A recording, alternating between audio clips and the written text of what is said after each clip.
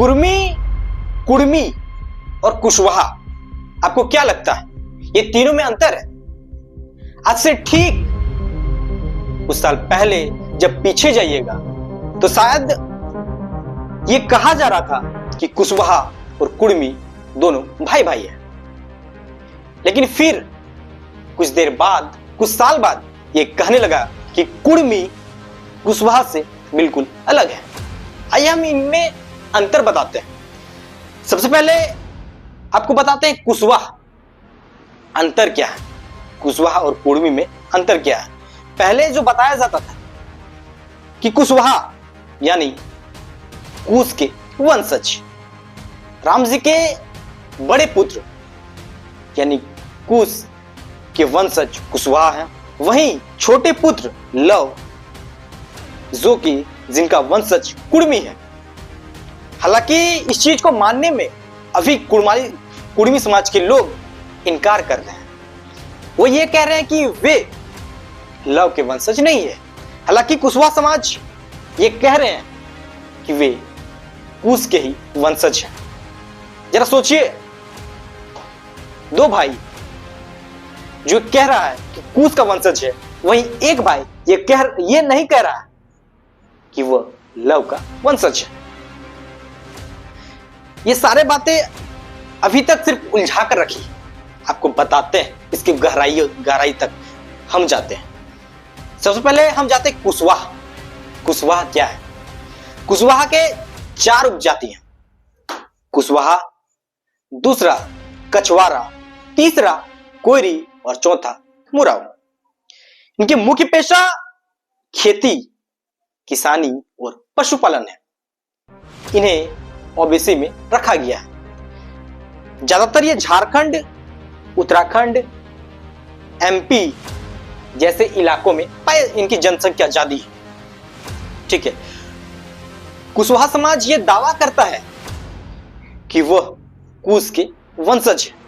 कुशवाहा समाज का यह दावा है कि महात्मा बुद्ध, सम्राट अशोक और चंद्रगुप्त मौर्य भी कुश के वंशज है। 20वीं शताब्दी में कुशवाहा समाज ने यह दावा किया कि वह क्षत्रिय है। कुशवाहा समाज ब्रिटिश शासन से अफीम की खेती सबसे ज्यादा करते थे, जिसके कारण ब्रिटिश हुकूमत से उनकी नजदीकी बनी रहती थी। कुशवाहा समाज भी पहले शुद्ध वर्ण में गिने जाते थे, लेकिन कुशवाहा समाज द्वारा भारी विरोध करने के बाद उन्हें शुद्ध वर्ण में हटाने की मांग करने लगे और खुद को क्षत्रिय में शामिल करने की मांग की है। 1910 में कुशवाहा समाज ये खुद को मानने लगा कि वह क्षत्रिय है और तर्क यह दिया कि भूमिहार, ब्राह्मण और राजपूत भी खेती करते हैं, इसीलिए उन्हें सिर्फ खेती की मापदंड पर उन्हें शूद्र में ना रखा जाए, बल्कि क्षत्रिय की गिनती किया जाए। यह था कुशवाहा समाज का एक छोटा सा परिचय। यह था पूरा कुशवाहा का इतिहास। अब आते हैं कुर्मी का इतिहास। कुर्मी इसे लव का वंशज पहले कहा जाता था। जिस तरह कुशवाहा को कुश का वंशज कहा जाता था, ठीक उसी तरह कुर्मी को भी लव का वंशज कहा जाता था। हालांकि ड़ और र में कोई बहुत ज्यादा अंतर नहीं था। यूपी, बिहार के लोग ड़ को उच्चारण नहीं कर पाते हैं, जिसके कारण उन्हें उच्चारण में कुर्मी कहने लगे। वहीं झारखंड, उड़ीसा, बंगाल के लोगों को ड़ का उच्चारण करने में कोई समस्या नहीं थी, जिसके कारण कुर्मी कहने लगे। हालांकि इसके पीछे का कारण क्या है यह हमें नहीं पता। हालांकि कुर्मी जो पहले एक ही हुआ करते थे, अभी कुर्मी का दावा यह है कि वह कुश का वंशज नहीं है, बल्कि वे आदिवासी हैं। हालांकि आदिवासी से उनका डीएनए नहीं मैच करता है। फिलहाल कुर्मी को ओबीसी में रखा गया, यानी अदर बैकवर्ड क्लास में रखा गया है। अब आते हैं दूसरा बिंदु पर। आखिर कुर्मी एसटी की ही मांग क्यों कर रहा है? 1931 के सेंसस के हिसाब से कुर्मी एसटी थे, शेड्यूल ट्राइब थे।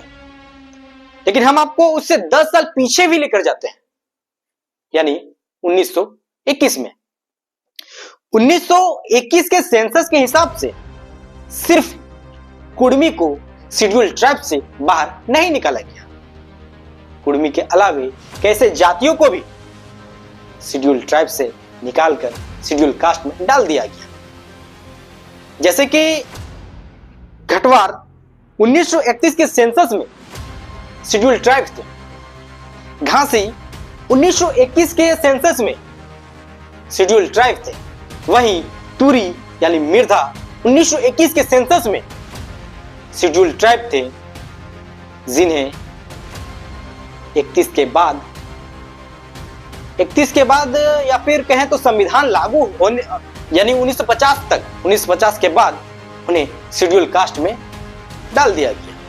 इससे यह स्पष्ट है कि सिर्फ कुर्मी को शेड्यूल ट्राइब से बाहर नहीं निकाला गया, कुर्मी के अलावे घटवार, घासी, तुरी, मिर्धा को भी शेड्यूल ट्राइब से बाहर निकाला गया। अब सवाल यह है कि कुर्मी ही क्यों आदिवासी की मांग कर रहे हैं?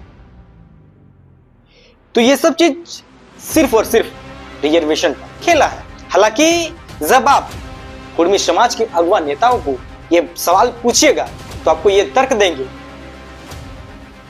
कि ये रिजर्वेशन का खेला बिल्कुल नहीं है। वो ये तर्क देंगे कि यदि कुर्मी एसटी में शामिल हो जाता है तो झारखंड ट्राइबल स्टेट घोषित हो जाएगा, क्योंकि उनकी जो जनसंख्या है मोर देन 24% है। हालांकि ये सब बेतर्क की बातें हैं, ऐसा कुछ नहीं है। हम थोड़ा सा पीछे लेकर जाते हैं 2011 के सेंसस में। 2011 के सेंसस के अनुसार कुर्मी समाज की जनसंख्या 19 लाख है और परसेंटेज में बात करें तो कुर्मी समाज की परसेंटेज यानी 15% है, जिसमें से कुर्मी भी है और कुर्मी भी एक साथ दोनों मिलाकर 15%। ठीक है, हम मान लेते हैं कि 2011 के बाद सेंसस नहीं हुई तो इसमें से परसेंटेज में बढ़ोतरी होगी, 5 से 7% बढ़ सकते हैं, लेकिन घटेंगे भी। सो कुर्मी है, उनकी जनसंख्या घटेगी भी कि उन्हें पहले शामिल करके ही 15% लाया गया था। यानी कुर्मी भी और कुर्मी भी जब शामिल थे तब इनकी आबादी 19 लाख थी। अब हम आते हैं इनके जेनेटिक स्टडी पर।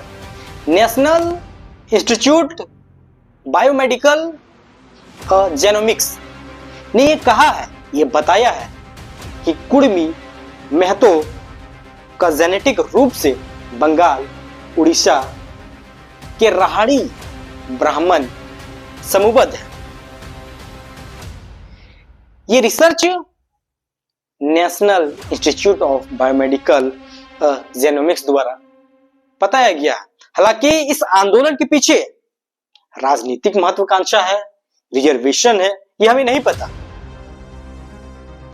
लेकिन यदि कुर्मी को एसटी में शामिल कर दिया जाता है तो किन किन चीजों में इन्हें रिजर्वेशन मिलने लगेगा?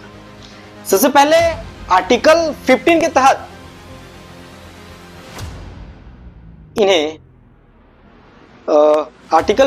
तहत इन्हें एजुकेशन पर रिजर्वेशन मिलने लगेगा। उसके बाद आर्टिकल 16 में इन्हें सरकारी नौकरियों पर भी रिजर्वेशन मिलने लगेगा। उसके बाद आर्टिकल 330 के हिसाब से इन्हें लोकसभा के सीटों पर भी रिजर्वेशन मिलने लगेगा। उसके बाद आर्टिकल 332 के तहत इन्हें विधानसभा पर भी रिजर्वेशन मिलने लगेगी। उसके बाद आर्टिकल 244 के तहत इन्हें सेल्फ गवर्नेंस का भी अधिकार मिलने लगेगा।